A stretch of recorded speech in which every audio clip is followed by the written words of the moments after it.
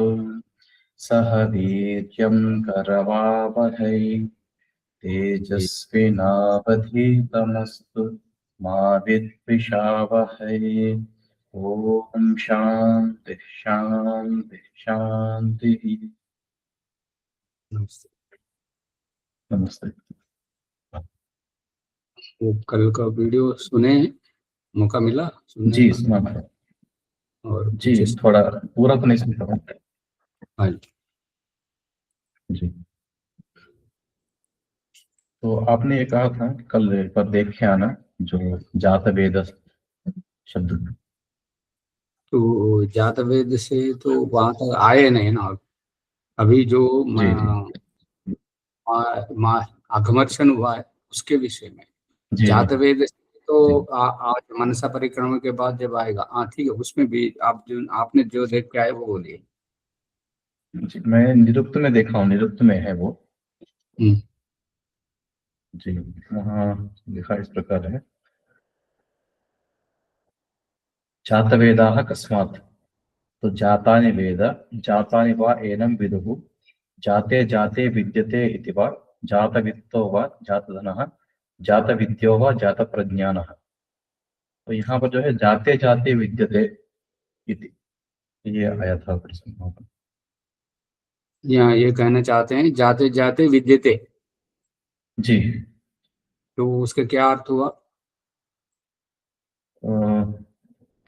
इसका अर्थ इसमें हिंदी में इस प्रकार है, जात वेद कैसे सभी उत्पन्न को जानता है, या उत्पन्न वस्तुएं उसे जानती हैं, या वह प्रत्येक उत्पन्न वस्तु में विद्यमान है, या उत्पन्न वस्तुएं ही उसके लिए वित्त मतलब धन के समान है, या उत्पन्न वस्तुएं उसके लिए विद्या अर्थात ज्ञान है, ऐसा। तो ये गलत है अर्थ, ये जी, अप्रासंगिक है। वो उन्होंने शायद भगवत दत्त जी का देख रहे होंगे। पता नहीं, मैं तो मेरे पास पुस्तक नहीं है, मैं पीडीएफ में देख रहा हूँ। अच्छा अच्छा ठीक है। जी, तो ये अभी वो जो पहले से पढ़ी उत्पन्न हुई है जात वेदा, सबको वो जान। जी जी, सभी वस्तुएं सभी उत्पन्न वस्तुओं को जानता है।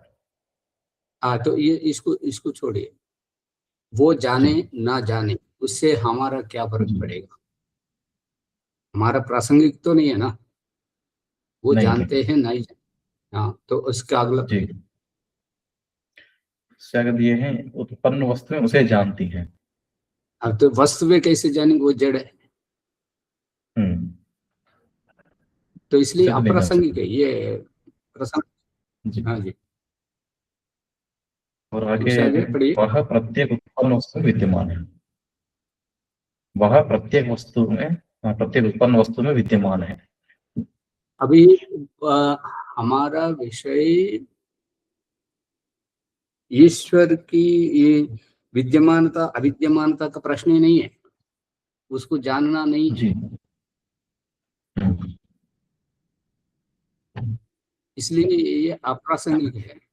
और जाते जाते का जी, क्या है वो उसका पढ़िए, जो संस्कृत में है, जाते जाते जाते जाते जाते जाते विद्यते इति वा। जाते जाते विद्यते, इसका क्या जाते जो उत्पन्न होते होते रहता है ऐसा? नहीं नहीं नहीं नहीं जी, उत्पन्न हुए पदार्थों में रहता है, सभी जितने भी उत्पन्न हुए पदार्थ हैं उनमें विद्यमान है, ऐसा। अभी ये अर्थ और ये प्रासंगिक वहां होता है जहां पर ईश्वर का कुछ अता पता नहीं लग रहा है, हम भटक रहे जी हों, जी तो उस समय ये सहायक हो सकता है।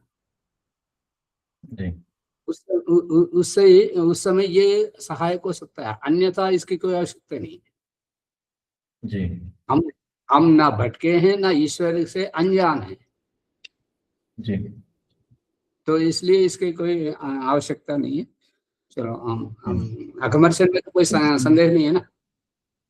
नहीं, इसमें तो कोई, इसमें एक ये था कि आपने कहा ना कि ईश्वर जो है भूत भविष्य और वर्तमान सभी को जानता है। अब वो आ रहा है, वो आगे आ रहा है। आगे तो वो आगे जी प्रसंग में यदि समझाएंगे तो फिर आप भूल नहीं सकेंगे। जी जी। एक और तो अंतिम प्रश्न एक था जी, जैसे इसमें सूर्या चंद्रमसौ धाता यथा पूर्व कल्पित, मतलब सूर्य और चंद्र को जिस प्रकार पूर्व कल्प में बना इसी प्रकार अब भी बनते हैं। तो जब जी सूर्य और चंद्रमा को बनाने के पश्चात दिन और रात तो अपने आप आ जाएंगे। सूर्य पृथ्वी सूर्य के बनने के पश्चात दिन और रात अपने आप सिद्ध हो जाएंगे, फिर दोबारा दिन अहोरात्रानि विदधत् ये क्यों कहा है? वाह, बहुत अति उत्तम प्रश्न उठाया। ऐसा प्रश्न उठाने पर लक्ष्मण जी क्या कैमरा ऑन रखिए, कोई नहीं। हाँ, तो ये प्रश्न हमारा समाधान कर रहा है। प्रश्न ही जी समाधान कर, प्रश्न में ही समाधान है। हमने इसका वो अघमर्षण में क्या रहस्य है, जो पाप नहीं करना। जी ये कहाँ पर बता रहे? ऋग्वेद के आरंभ में या बीच में किसी प्रसंग में नहीं बता रहे, ऋग्वेद के अंत में जी बता रहे। और उस प्रकरण को दयानंद सरस्वती संध्योपासन में रखते हैं। तो उसमें ये कह रहे हैं कि पाप नहीं करना, कब नहीं करना पाप? पैदा होने से कभी भी पहले, होने के बाद, या मरने के बाद, या मोक्ष मुक्ति के बाद? कब नहीं करना? हमेशा। तो जी काल, काल, वो काल को गिना रहे हैं। अहोरात्रानि का मतलब है कि कान, क्षण क्षण काल को गिना रहे हैं।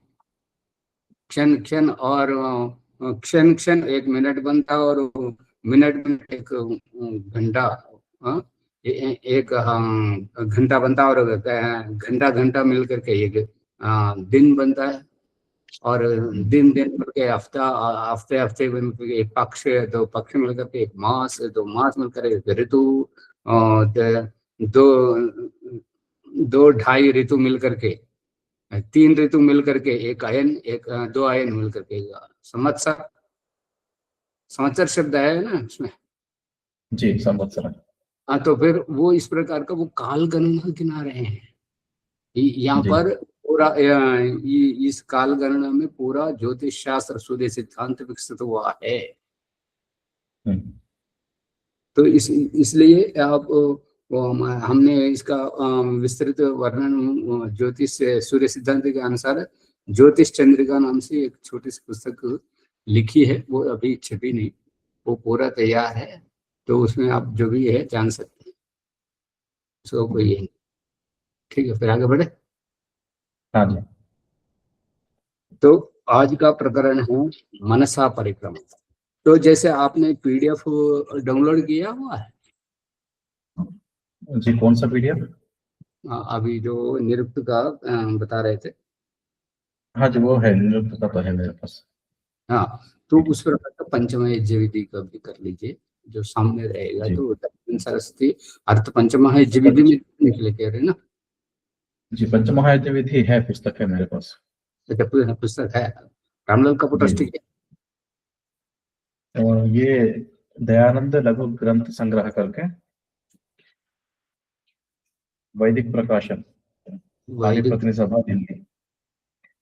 तो ठीक है, वो रामलाल कपूर ट्रस्ट का और अच्छा सा, ठीक है, कोई नहीं। जी ये वाला है, ये देखिए ये वाला है। हाँ ठीक है, वो जी ये इसमें ये ये, पंचमहायज्ञ विधि ये शायद रामलाल कपूर ट्रस्ट का तो नहीं है ना? नहीं है, उनका नहीं है। ठीक है, चलो छोड़ो, कोई नहीं। स्वामी जगदीश्वरानंद जी का है संपादक। ठीक है, कोई नहीं। अब जो मांग होने से सब लोग छाप रहे हैं, कोई बात नहीं। हाँ, अब जी असली गूढ़ रहस्य ये है मनसा परिक्रमा के प्रकार। अभी पंडित जी का पुस्तक है आपके पास, वैदिक नृत्य कर्म विधि। हाँ जी है। हाँ, वो इसमें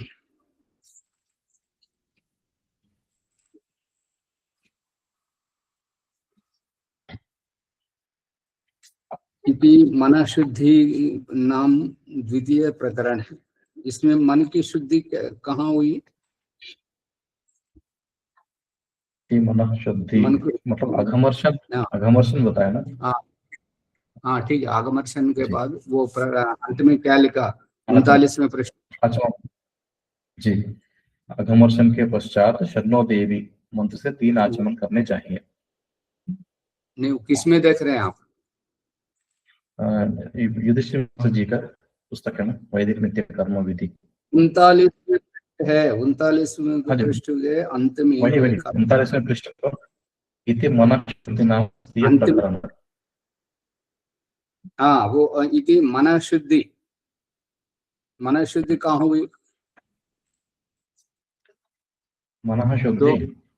आपके पास पंचमा जी यज्ञ विधि है बता रहे हैं ना? हाँ जी है।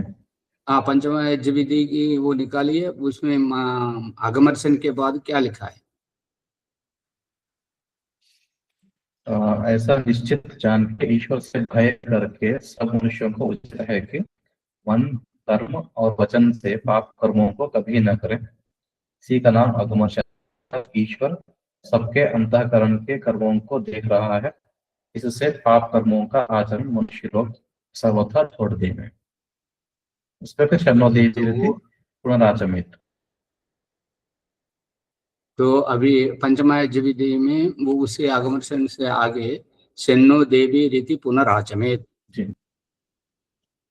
जी और ततो है। गायत्री आदि मंत्रार्थान मनसा विचारयेत, ये है।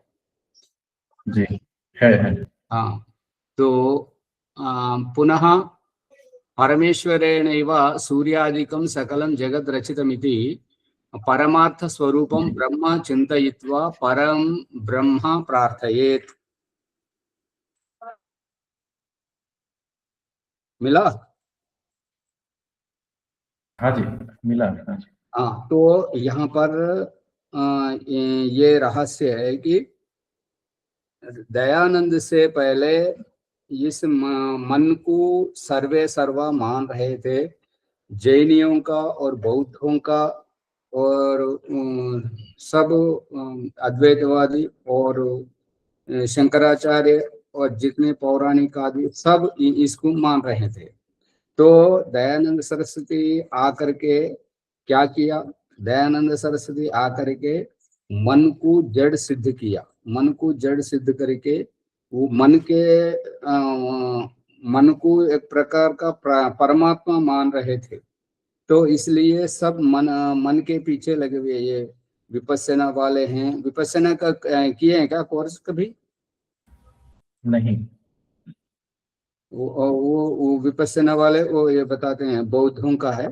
तो उसमें ये बहुत सारा विषय बताते हैं, आत्मा परमात्मा से शुरू करते हैं और उनका 10 दिन का कोर्स होता है। उसके बाद वो आत्मा परमात्मा का खंडन करके मन ही सर्वे सर्वा है कह करके वो मन को सिद्ध करते हैं। तो इस प्रकार से ये इस मन का बहुत महत्वपूर्ण है। तो इसलिए उस समय ये शन्नो देवी का आचमन करना, फिर गायत्री मंत्र से जाप करना, अर्थ विचार पूर्वक विचार करना, और इस प्रकार का फिर मन के लिए ध्यान करने के लिए जो है उसमें ये माधवाय नमः और गोविंदाय नमः, इस प्रकार के ये उनके बता दिए हैं। युधिष्ठिर मीमांसक जी ने थोड़ा सा उल्लेख किया है इस विषय में।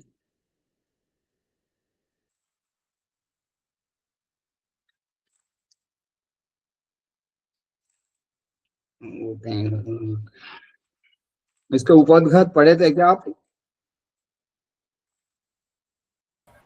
जी कहाँ पर? उस समय तो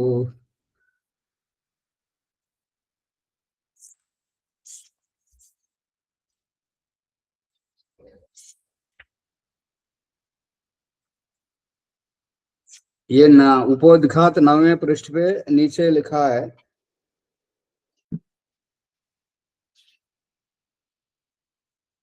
संस्कृत में अनेन आघमर्षणं कुर्यात् शन्नो देवी पुनराचमे ततः सूर्योदयात् प्राक् तिष्ठन् सन् अर्थविचार पूर्विकां गायत्रीं जपेत। पुनः सूर्योदये सति परमेश्वरेणैव सूर्यादिकं सकलं जगत् रचितमिति परमार्थ स्वरूपं ब्रह्मं चिन्तयित्वा गायत्री मंत्रेण अर्घ्यत्रियं सूर्याभिमुखं प्रक्षिप्य परम ब्रह्म प्रार्थयेत इति अथ परिक्रमा मंत्राः।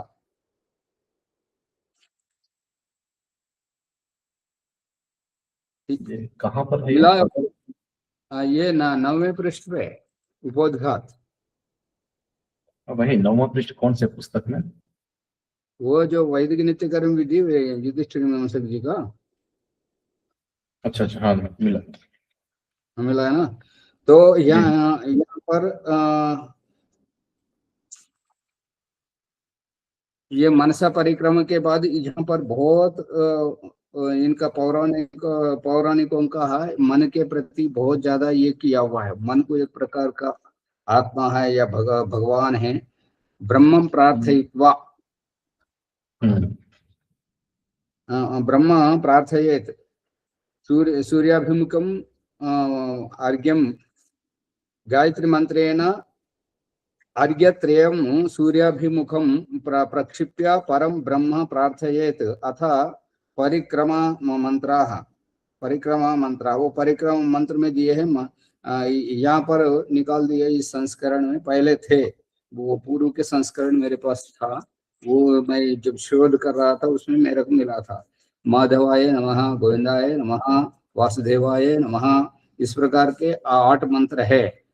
तो यहाँ पर इस प्रसंग को उठाने का और ये सब बताने का मतलब ये है कि ये मन को सब कुछ मानना और उसके बिना कुछ भी नहीं समझना। और दयानंद सरस्वती आकर के उस मनसा परिक्रम से पहले गायत्री मंत्र से आचमन करना लिखा है, और उसके शनो देवी से आचमन करना, और इसके बाद गायत्री जप करने के लिए लिखा है। और जब वो इसका पंचमायज्ञ विधि का संस्कार हुआ तो इन्होंने फिर वहां पर अथर्ववेद का वर्तमान में हम जो पाठ करते हैं प्राचीन गज्ञ रधिपति, इन मंत्रों को रखा। तो इन इस मंत्र को रखने से वो अपने आप खंडित हो गए। तो ये वेद मंत्र है और इसका प्रमाण दिया है। इस पर मेरा ये कहना है कि यदि मन को महत्व दिया जाए तो वो जड़ है। जड़ को महत्व देने से और सब जैन बौद्ध और अद्वैत चार्वाक आदि के समान ही दयानंद सरस्वती हो जाते। और उसका फिर दयानंद सरस्वती का विशेषता क्या रही थी? तो दयानंद सरस्वती की विशेषता ना रहने के कारण तो यहाँ पर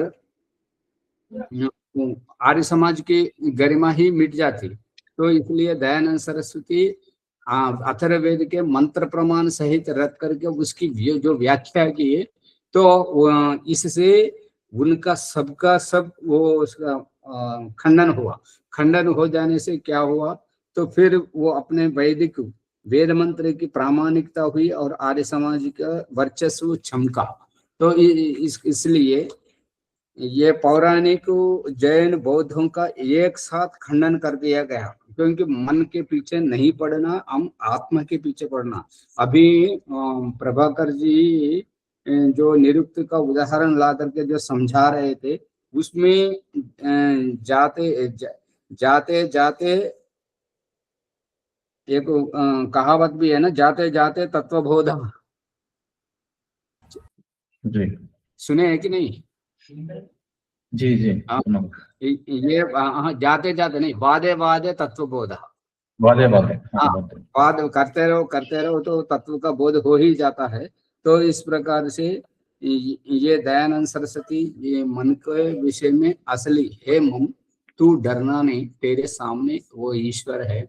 वो ईश्वर कैसा है, और तुम्हारे दाएं भी है, तुम्हारे पीछे भी है, और वो बाएं भी हैं, और दिशा उपदिशाओं में नीचे ऊपर सब जगह भगवान है। इसलिए तू क्यों डरता है, कह करके अथर्ववेद का ये मंत्र दिया हुआ। उस मंत्र प्रकार में हम चलते हैं। मंत्र पढ़िए। ओम प्राची मिला है ना जी? ओम प्राचीदिगग्निरधिपतिरसितो रक्षितादित्या इषवः तेभ्यो नमोऽधिपतिभ्यो नमो रक्षितृभ्यो नम इषभ्यो नम एभ्यो अस्तु योऽस्मान् वेष्टियं वयन् विश्वस्तम्भो जम्भे दद्मः। अब ओम का मतलब ईश्वर से ईश्वर का प्रकरण भिन्न हुआ है, अगम दर्शन से भिन्न प्रकरण हुआ है, इसलिए ओम। अच्छा, यहाँ पर आचमन किस लिए है? आचमन किस लिए है? आचमन मन को भटकाने से रोकने के लिए। यदि आपका मन नहीं भटकता, विषय में लीन रहता है, तो आचमन करने की आवश्यकता नहीं, नोचेत ना। यहाँ पर मन का भटकना क्या है?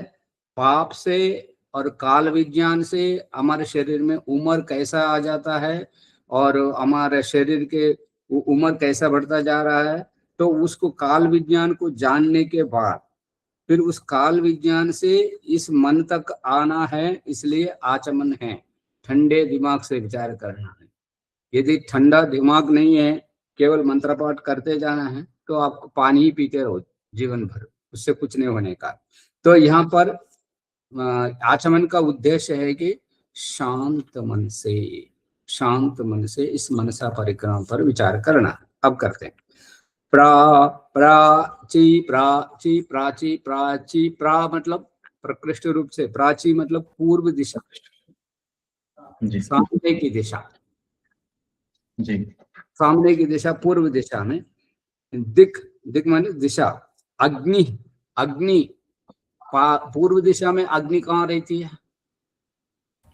पूर्व दिशा में अग्नि वहां रहती है जहां पर सूर्योदय की ओर हम मुख करते हैं, तो वह उदय होने वाला सूर्य की जो गर्मी है और वो अग्नि स्वरूप है, उष्णोग्रता जिसको बोलते हैं तेलुगु में जी, टेम्परेचर। तो सूरज के अग्नि, अग्नि ही अधिपति, अधिपति मतलब प्रमुख रहेगा। जो सूरज उग रहा है तो जिससे अंधेरा भाग रही है,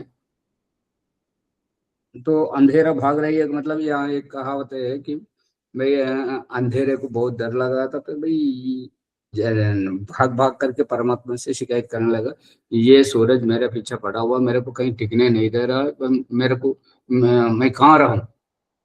तो फिर वो परमात्मा ने सूरज को बुला करके पूछा, भाई तू उसके अंधेरे के पीछे क्यों भागता रहता है? तो वो उसने कहा, सूरज ने कहा, अंधेरा वो कहाँ होता है, कैसा होता है, मेरे को दिखाई तो सही है, दिखा दीजिए, मैं कभी उस ओर जाऊंगा नहीं। समझ में आया? सूरज के लिए अंधेरा है ही नहीं। जब सूरज छुप जाता है, हम दीपक सुलगाते हैं, वो अंधेरा से शिकायत करते रहते, भाई ये दीपक मेरे पीछे पड़ा हुआ। अब उस दीपक को अंधेरा दिखा सकेंगे? नहीं। या तो ये रहेगा या तो वो रहेगा, या तो दिन रहेगा या तो रात रहेगी, दोनों एक साथ नहीं रह सकते ना। बस इतनी सी बात है समझने की। तो ये पूर्व की दिशा के ओर अग्नि अधिपति होकर के असित, असित कहते हैं। असित क्या है? असित क्या है? असी, असी क्या है? असी, असी, असी बंधन से, श्री बंधने जी, और न सीता असित। असिर, असी ये कहते हैं दराती, तेलुगु में कोडवल। अभी बच्चे हुए कि नहीं आपको? नहीं हुआ? अब तो इसलिए आपको पता नहीं चल रहा। तो आपका बचपन में जाइए, कभी बच्चे को कोई मारने आते तो खिलखिला करके माँ के पास आ जाते, तो माँ के आंचल में छिपने के प्रयास करते, तो जो मारने वाले पढ़ने वाले मार को ऐसा हाथ आगे करके बच्चे को बचाती है ना। जी। देखे कि नहीं देखे अनुभव? हाँ देखा। वो हंसी है, वो शी बंधने वाला नहीं है, ये बांधने वाला नहीं है। हाँ, बांधने वाला अर्थ भी आता है, वो धराती धराती क्या करता है, उसको बंधन छेदन कर देता है, काटता है। और यहाँ पर क्या है, वो मार बच्चे के ऊपर पड़ने वाली मार माँ ऐसा हाथ करके चंद्रहास की तरह वो ऐसा हाथ करके अपने पर झेलती है, उस पर नहीं पड़ने देती। तो ये ईश्वर के जो किरण है आसिता, वो रक्षा कर रहे हैं। कैसे रक्षा कर रहे हैं? आसिता रक्षा रक्षिता, उन किरणों के अंदर जो रक्षा के गुण हैं वो हमें बचा रही है। और जिनको स्किन एलर्जी होती है, मतलब चर्म रोग आदि होते हैं, तो सूर्य किरण चिकित्सा सुनिए ना, जी वेदों में जी सुनो। सूर्य किरण चिकित्सा है। सूर्य के किरण पड़ने से, और जी सर्दियों में धूप में बैठते हैं, जी और अपने गंदगी का शोषण करता है सूर्य किरणें। कपड़ों का गीलापन, पेड़ों का कच्चापन, मरे हुए मुर्दों का वो दुर्गंध, ये सारे सोख लेते हैं किरण, सोख करके हमको स्वच्छता देती है। इस प्रकार के असितो असितो रक्षिता आदित्य ईशव। अभी इस असी असी की तरह असी जिस प्रकार का घेर लेती है, असी जिस प्रकार का घेर लेती है, उस प्रकार का किरणें इस प्राणी मात्र जगत को ऐसा घेर रही है। वो घेर रहे, किरणें, किरणों का शब्द नहीं आया अभी, वो अधिपति है। वो अधिपति हो करके हमको ये आसिता जैसे धराती होती है उस प्रकार का हमको घेर रहे हैं। घेर करके क्या कर रहे हैं? रक्षिता, रक्षा कर रहे हैं, जिससे हम रक्षित हो रहे हैं।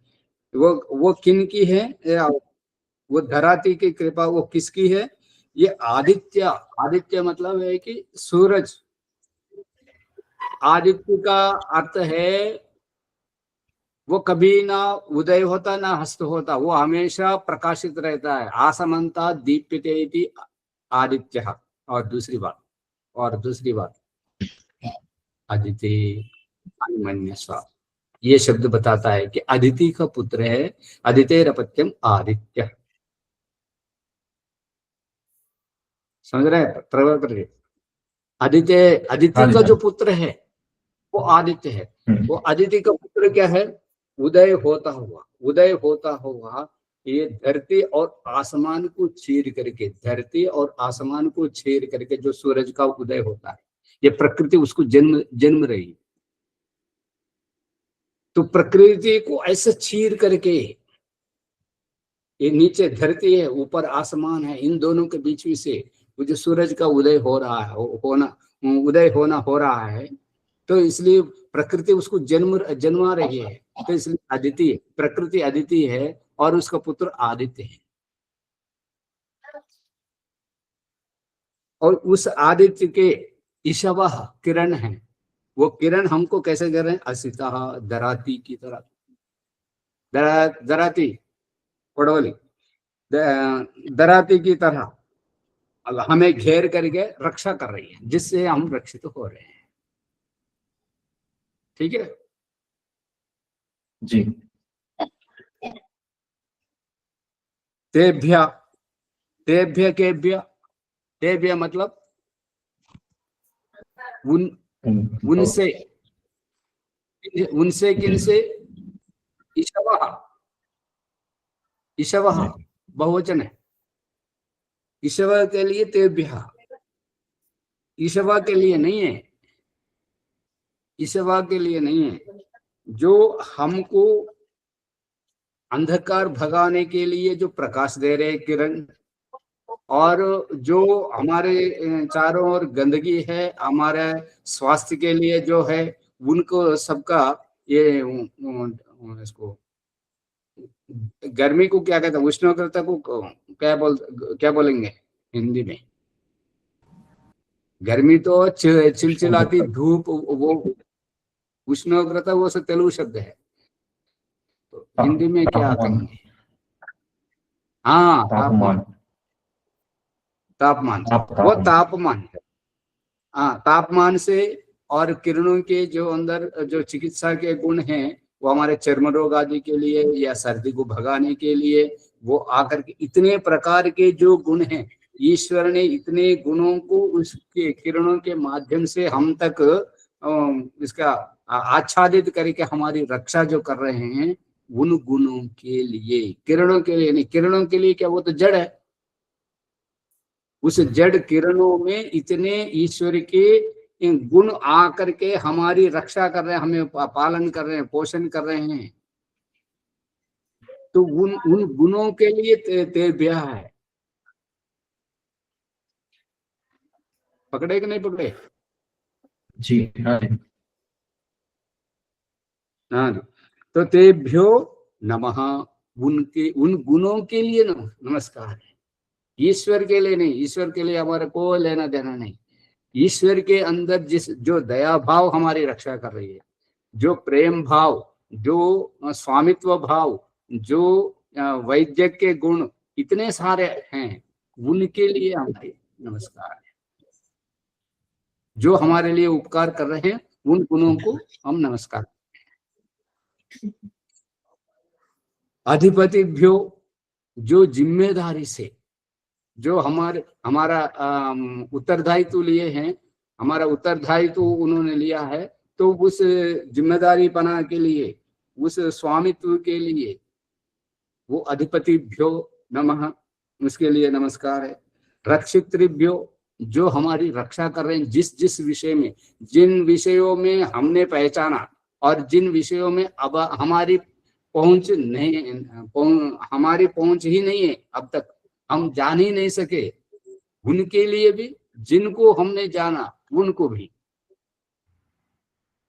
उन रक्षा करने वाले गुणों के लिए नमस्कार है। ईशुभ्यः, ईशु बाण, बाण सदृश आकर के,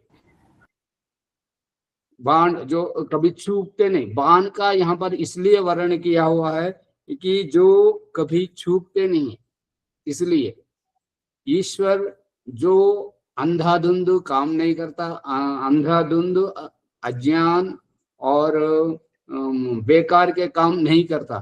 तो एक उद्देश्यपूर्ण व्यक्ति, एक जिम्मेदारी व्यक्ति, एक स्वामित्व भाव से, जैसे एक पिता अपने पुत्रों के प्रति अन्याय नहीं कर सकता, तो उसी प्रकार का एक पिता तो इस जन्म का रहता है, पर एक ये जन्म जन्म के लिए, प्रत्येक 84 लाख योनि जन्मों के लिए, सभी जन्मों में ये ईश्वर हमारा जो रक्षा कर रहा है। तो इसलिए उनकी जिम्मेदारी पना, वो स्वामित्व भाव, तो उसके लिए हम नमस्कार करते हैं। ये भ्यो वस्तु, वो उनके लिए ये नमस्कार होवे। जो यो यो अस्मान, यो मतलब जो, जिनको हम जानते हैं वो, जिनको हम नहीं जानते वे भी, ये दो यो शब्द में ये भी आएंगे वो भी आएंगे। जो अस्मान, हमें द्वेष करते हैं, जो हमें द्वेष करते हैं, यम वयम द्वेष्मः, जिसको हम द्वेष करते हैं, जो हमें द्वेष करते हैं, हमसे द्वेष करते हैं, जिन्हें हम द्वेष करते हैं, द्वेष की भावना रखते हैं। प्रभाकर जी, नारायण खेड़, माइक बंद करिए, डिस्टर्बेंस आ रहे हैं। हाँ जी, तो जो हमें द्वेष, ईर्ष्या द्वेष भाव से हमें द्वेष करते हैं और जिन्हें हम द्वेष करते हैं, वो मतलब द्विवचन है, वो दो प्रकार के द्वेष भाव। अब यहाँ पर दिमाग लड़ाना है, दिमाग का लड़ाने के बाद, जम्भे दध्मः, जम्भे दध्मः, जम्भ कहते हैं जबड़े, जम्भ कहते हैं ये जबड़े, मतलब ईश्वर की न्याय रूपी उस व्यवस्था में हम समर्पित करते हैं। अपना तो समर्पित कर सकते हैं, शत्रु का कैसे समर्पित करेंगे? इसलिए दिमाग लड़ाना है यहाँ पर। हमारे विषय में कुछ भी कर सकते। ये पौराणिक लोग कहते हैं भाई ये कर्म करो, ये कर्मकांड करो, तुम्हारा सातों पीढ़ियां, पीढ़ी दर पीढ़ी सब पुण्य लोग हो जाएंगे। कर्म ये करे और पुण्य लोग हो जाए, ये कैसे? ये बुद्धिहीनता का बात है। तो फिर यहाँ पर भी तो वही तो बात है। शत्रु जो हमसे द्वेष कर रहा है, जो हमसे द्वेष कर रहा है, जिन्हें हम द्वेष कर रहे हैं, जिन्हें हम द्वेष कर रहे हैं, जिससे, जिस कारणवश जिन्हें हम द्वेष कर रहे हैं, उन दोनों प्रकार की द्वेष की भावना हम आपकी न्याय व्यवस्था को सुपुर्द करते हैं, सौंप देते हैं। आप जो दंड दें, जैसे भी आप उचित समझे। तो यहाँ पर शत्रु के जो हमसे द्वेष करते हैं, उनकी द्वेष की भावना को हम ईश्वर की न्याय व्यवस्था को सुपुर्द नहीं कर रहे हैं, समर्पित नहीं कर रहे हैं।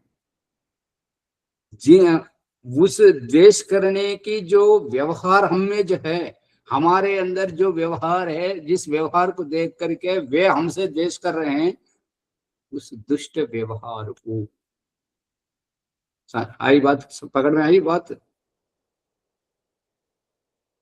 आचार्य जी, प्रभाकर जी, जी जी जिस भाई। जिस व्यवहार से वो हमसे द्वेष कर रहे हैं, यहाँ पर हमारा वो द्वेष कर, दूसरों को हमसे द्वेष करने का जो व्यवहार हम जो कर रहे हैं, उसको व्यवहार को सुधारना है। दूसरों को जो नहीं चुभ रही है, वो हमारे अंदर जो व्यवहार है उसको सुधारना है। और जो हमारे अंदर जो द्वेष की भावना है, वो द्वेष की भावना को हम समर्पित नहीं कर सकते। द्वेष की भावना कोई चीज नहीं है जिसको हम अलग कर सकते हैं। यहाँ पर हमें जो है अपने आचार व्यवहार को सुधारना है। एक सुधरे सब सुधरे, एक सुधरे सब सुधरे। जब अपने आचरण को हम सुधार दे, तो वो द्वेष नहीं कर सकता और हम दुष्ट नहीं होते दूसरों को द्वेष करके। अभी हमारे लक्ष्मण जी आज ही आए हैं, तो इनका इतना ये है कि अहिंसक भाव, अहिंसा व्रत करने के लिए वो समझते हैं, कहते हैं कारण, कारण के बिना कोई कार्य नहीं होता। वो कारण को नहीं समझना चाहते हैं, वो बस में हमको दूर कर रहे हैं। जैसे वो अभी जब वो खुल जाएंगे तो बात हो जाएगी खुल करके। वो फोन डिस्टर्ब, वो आवाज ठीक से नहीं आता और घर करता रहता, दूसरों को वो क्या कहना चाहते हैं वो सुनाई नहीं देता। तो हाँ, उससे हमारी जिम्मेदारी होती है कि यूट्यूब वाले सोचते हैं ये पागल है क्या, उनका फोन काम नहीं कर रहा, उनको मौका दे रहा है, तो उनको हटा दो या तो उनको सुधरवाओ। तो हटा देने से समय बच जाता है। तो हटा दिया तो वो समझते नहीं, हमको बहिष्कार किया, हमको दूर कर दिया। इतना ही, इतनी सी बात है ना लक्ष्मण जी? हाँ जी आचार्य जी।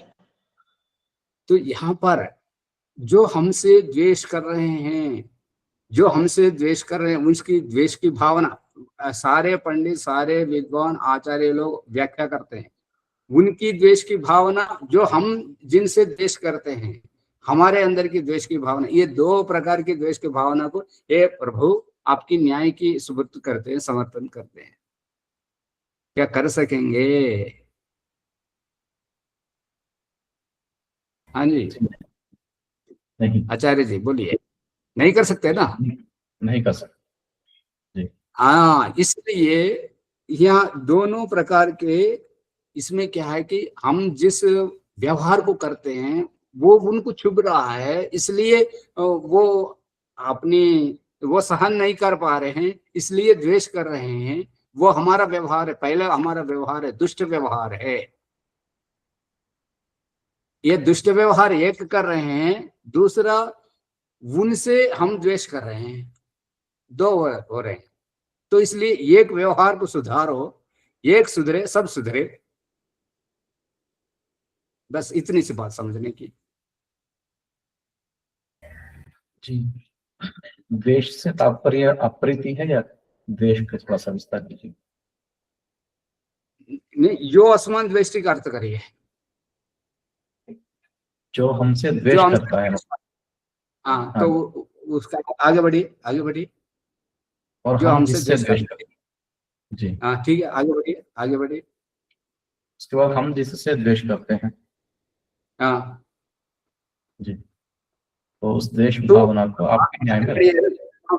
तम एक वचन है, तम एक वचन है, जी, तम एक वचन है, उस एक वचन पर ध्यान दीजिएगा। तम वो, तम वो वह द्विवचन है, तम एक वचन है, वह द्विवचन है, इस पर किसी का ध्यान नहीं जाता। जो तो दोनों इसमें को मिलकर के, कैसे किए? जी, दोनों देखिए को आप मिलकर के, आसमान। दोनों का जड़ कहीं एक है, इसलिए तम कह रहे हैं। वो तम से, जड़ से फूटने के बाद दो बन गए हैं, द्विवचन हुआ है, इसलिए वह है, दोनों में दिख रहा है। जड़ एक जगह है, वो फूट करके बिखर गया है, तो दो दल में दिख रहा है। बस इतनी सी बात है। जी,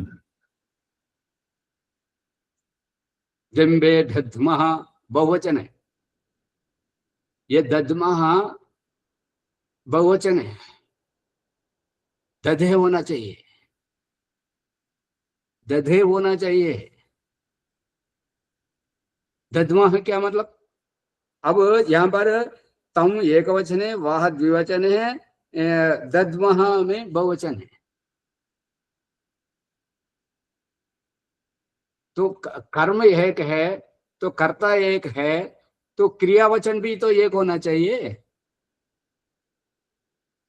इस पर ध्यान है, बस ये समझ गया। इसलिए इसलिए मंत्र 6 है, 6 मंत्रों में इसी बात को हमारा ध्यान आकर्षित करने के लिए बार बार बार बार बार बार उन्हीं बातों को दोहराया जा रहा है, बस इतने, और कोई कारण नहीं है, इसकी आवश्यकता नहीं है। पकड़े कि नहीं? जी, और बहुवचन क्यों किया ये इसका? अब बहुवचन है, अस्मदोद्वयश्च, जब हमसे दुर्गुण दूर हो गए हैं, हम अकेले नहीं रहे, उदात्त हो गए ना, अस्मदोद्वयश्च, जी, ये है। अभी आप मान लीजिए ये बहुवचन है, तो बहुत सारे होने चाहिए। संध्या अकेले की है, अकेले की है, एकांत में बैठने की है। एकांत का मतलब जो दूसरा ना हो, तो क्या ये दद्म शब्द, ये जब दूसरा ही है ही नहीं संध्या करते समय, तो क्या दूसरा कोई ईश्वर आया साथ में बैठने के लिए? क्या उनसे भी कराएंगे?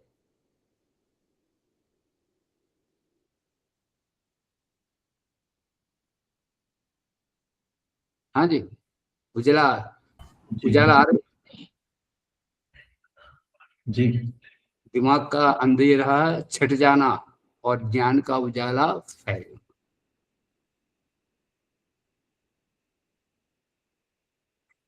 पकड़ में आई कि नहीं आई? आगे बढ़े। जी, हाँ जी। इसका एक प्रश्न था कि यह असमान द्वेष की, हाँ, असमान यहाँ पर भी बहुवचन है। हाँ, ठीक है, जो बोलिए।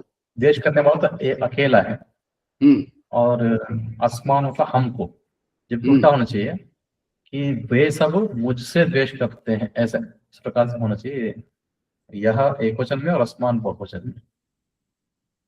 अभी इसे संकुचित भावना से उभरना है।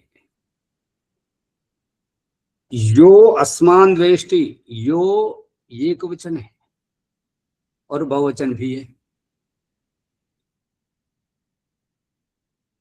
ये एक वचन है कि व्यक्ति व्यक्तिशः द्वेष करते हैं, या समूह, संगठन, परिवार, देश, खंड और ग्रह, ग्रहवासी सारे द्वेष करते हैं। मतलब द्वेष करने वाले तो बहुत हो सकते हैं ना।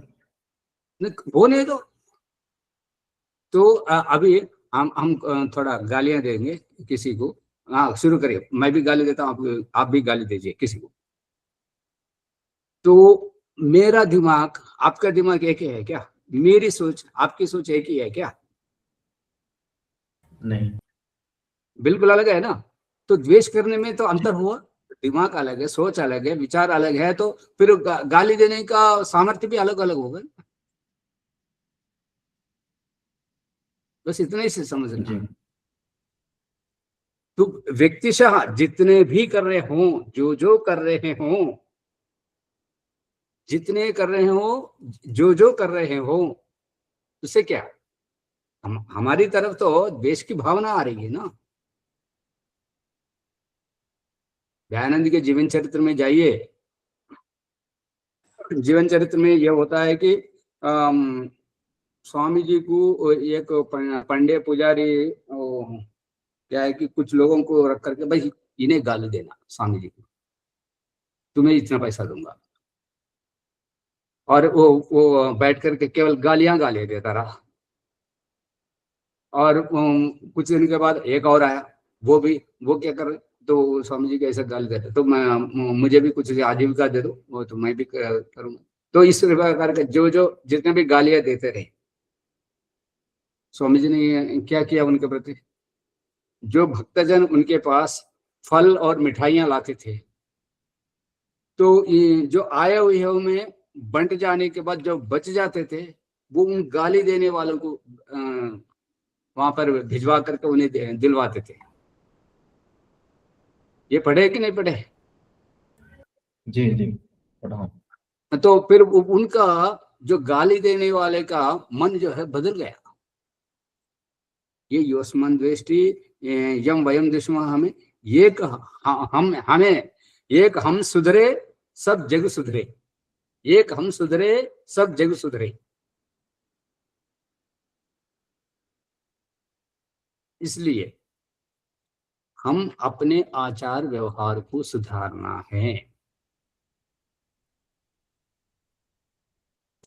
अभी कोई पापी है, वो जीवन को पापी रहता है क्या?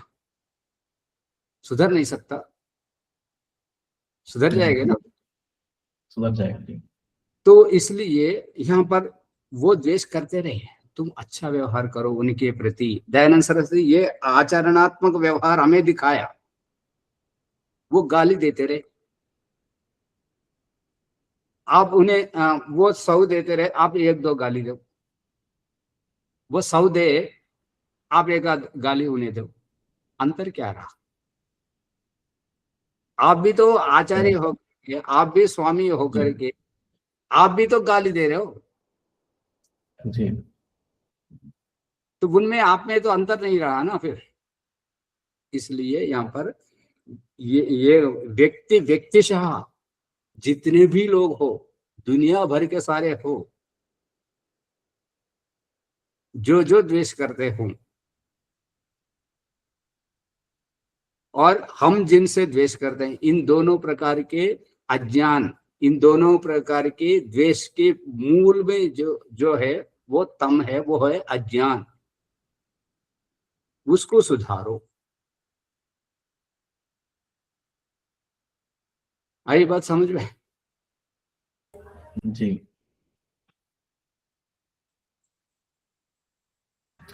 और एक वचन बहुवचन थोड़ा अस्मद्वेष तो ठीक है, तो दूसरे के प्रति फिर वहां एक वचन कैसे? यह, यम, ये 2 शब्द है, यह और न। तो वहां पर द्वेष की भावना उगलने वाले के प्रति तो वह ये एक वचन ही रहेगी। तो सभी एक समय, हाँ इस समय जो है ओम प्रकाश को हम सब गालियां देंगे कह करके समय निश्चित करके तो गाली तो नहीं देंगे ना। तो जिसको जब मन में आया, जब उनको हमसे आवश्यकता पड़ी, हमारा स्वभाव उनको ऐसा निष्ठुर पता चला, भाई ऐसा निष्ठुर व्यक्ति है, नास्तिक व्यक्ति है, फलाना फलाना कह करके वो मन में जो भी विचार करके जो जब जब हमारे स्मृति उनको आएगी, आवश्यकता पड़ेगी, तो हमसे उनका काम स्वार्थ सिद्ध नहीं होगा, काम नहीं बनेगा, तो वो गालियां देते रहेंगे, द्वेष करते रहेंगे।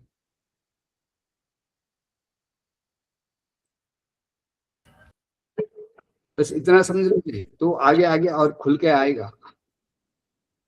जी दोनों मूल में उनके द्वेष करने का कारण हमारे पास है। वो जो हमसे द्वेष कर रहे हैं उसका मूल भावना हमारे पास है, जड़ है, बीज हमारे पास है, अज्ञान, अविद्या।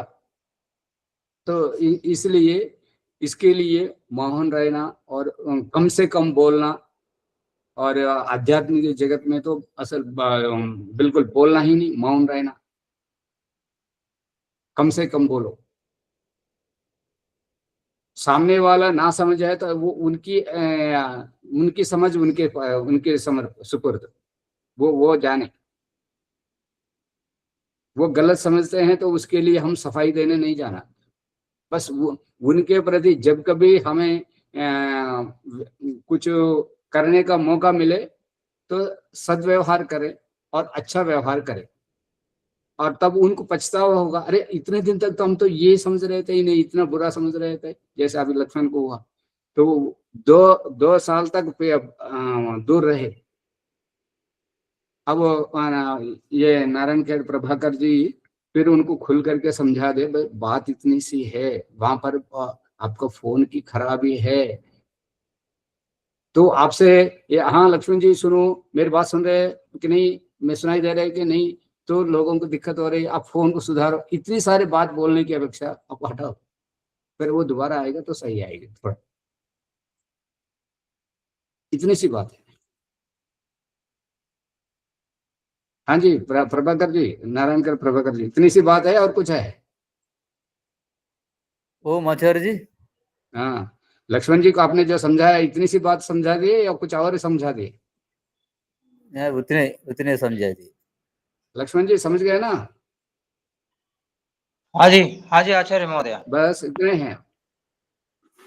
तो वो हमारे अंदर कारण हैं, वो द्वेष करने के लिए वो हमसे, लक्ष्मण जी तो रूठ गए थे, आचार्य जी हमको बाहर कर देते, बहिष्कार कर देते, दूर कर देते।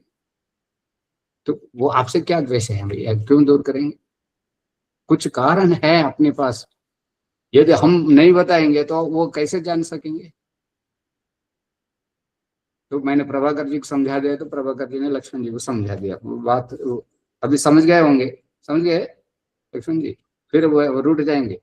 हाँ जी महोदय, हाँ जी महोदय। हाँ, तो फिर कभी रूठना नहीं। तो ये एक मंत्र में ही पूरा समय चला गया, इसमें कुछ नहीं है। पूरे की जो अभी असलियत क्या है कि हम बचपन से 40 साल से संध्या करना मुझे अभी अभी आ रहा है, संध्या करने का अभी अभी आ रहा है। अब तक तो क्या है कि वो घंटी घंटी बजाना, मतलब शब्दों का उच्चारण करना, वो संध्या नहीं होता। पर एक उस समय ही का वो इतना विवेक नहीं था, तो उतना वो करना ही, हम बहुत कुछ कर रहे हैं, हम तो संध्या कर रहे हैं समझते थे, पर एक उसकी गहराई में जब वो डुबकी लगाते तो इसका आनंद ही कुछ और है।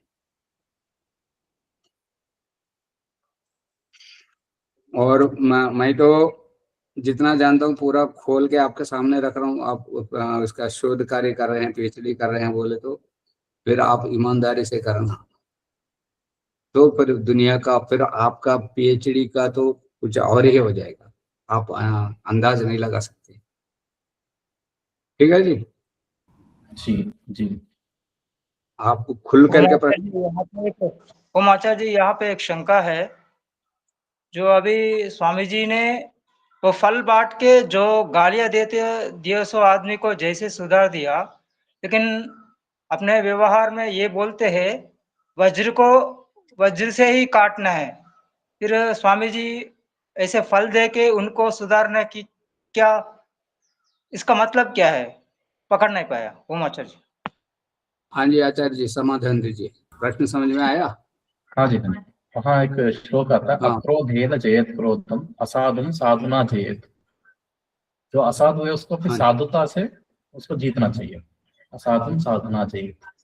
तो ये व्यवहार स्वामी जी आप का। नहीं, आप बासी बोल रहे हैं। वो पूछ रहे हैं, वो पूछ रहे हैं जी इसको कैसे करें।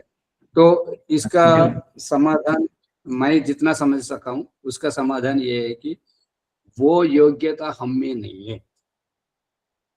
वो योग्यता हम में नहीं है। गौतम बुद्ध के किसी के पास गए तो उनके चेहरे पर थूक दिया, मुख पर थूक दिया। थूक दिया तो वो कुछ बोले नहीं, चुपचाप खड़े रहे। वो सामने वाला व्यक्ति, अरे भाई मैंने तुम्हें सम्मान नहीं किया, थूका हूं, तो उसका उत्तर दो। गाली देते हैं, उस गाली का उत्तर दो। तो उन्होंने कहा, भाई जब वो गालियों का उत्तर देने का उत्तर देने के लिए उतावले था, उस समय तू आए नहीं। जिसमें मेरा मन लगता था, भाई ये गाली एक दिया तो मैं दो दूंगा, एक एक थप्पड़ मारे तो ईंट का पत्थर ईंट का जवाब पत्थर से दूंगा, मैं दो मारूंगा। तो उस अवस्था में तू आए नहीं। अब मैं देह से परे हूं, निंदा चुगली से परे हूं। इसलिए वो ये दृष्टांत बताते हैं, भाई कोई आपको फल देने देने के लिए आए, आप नहीं लिए, तो वो फल का क्या होगा? क्या होगा? जो देने के लिए आएगा उन्हीं के पास रहेगा। जो तूने गाली दे दिया, मैंने लिया ही नहीं, तो वो गाली तुम्हें ही लगेगी। और थूकने की वाली बात को, वो आनंद बहुत, उनका प्रधान शिष्य है गौतम बुद्ध का, वो आग बबूला हो जाता है, गुरु के ऊपर थूकता है। तो ऐसा है ना समझ इनको, गुरु जी आज्ञा दीजिए, इनको दो चपत लगा दूंगा। तब वो गौतम बुद्ध कहते हैं, छोड़ दे, वो अज्ञान है। वो कुछ कहना चाहता है, शब्द नहीं मिल रहे हैं, वो भावावेश में आकर के थूका है।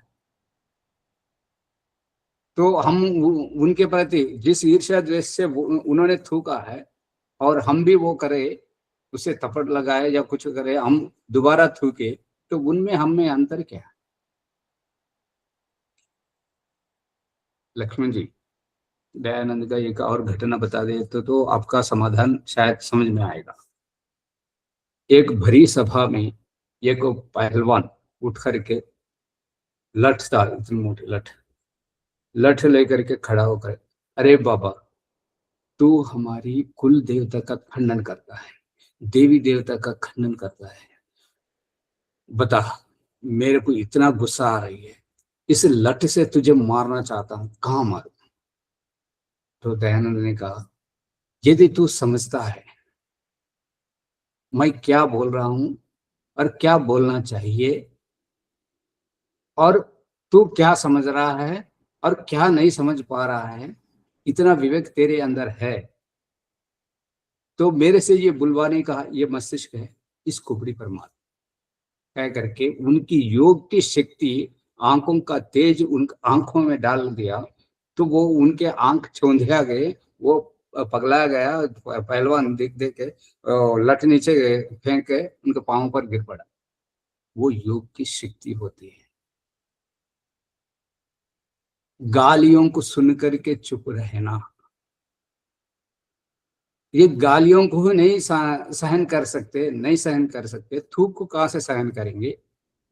और वो पहलवान है, और इतना मोटा लठ लेकर के खड़ा है, और दयानंद सर से कह रहा है कि ये मेरा खोपड़ी है, दिमाग है, ये मेरे से ये बुलवाया है, तो इस पर बात कह करके योग की शक्ति जो है उनके आंखों में आंख डाल करके देखा, तो वो अतपस्वी है, अज्ञानी है, वो डर गया।